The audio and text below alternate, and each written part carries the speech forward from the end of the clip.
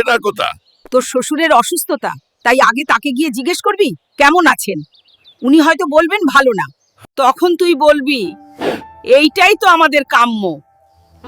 তারপর তিনি কি পথ্য করছেন জানতে চাইবি। তিনি কিছু একটা বলবেন, তুই তখন বলবি অতি উপাদেয় পথ্য, রোজ খেলে তাড়াতাড়ি সুস্থ হয়ে উঠবেন আশা করি। তারপর জিজ্ঞেস করবি কোন ডাক্তার তার চিকিৎসা করছেন।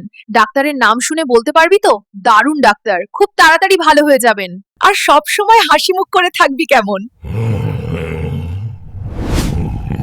এবার শ্বশুরবাড়ি রওনা দে।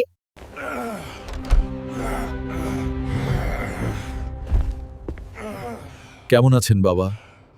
আর বাঁচার ইচ্ছা নেই, এবার মরলেই বাঁচি। এইটাই তো আমাদের কাম্য। ঘোড়ার ডিম, বাহ, অতি উপাদেয় পথ্য, রোজ খেয়ে যান, ভালো হয়ে যাবেন আশা করি। কোন ডাক্তারকে দেখাচ্ছেন?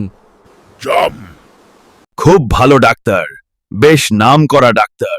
আপনি কিছুদিনের মধ্যে ঠিক হয়ে উঠবেন।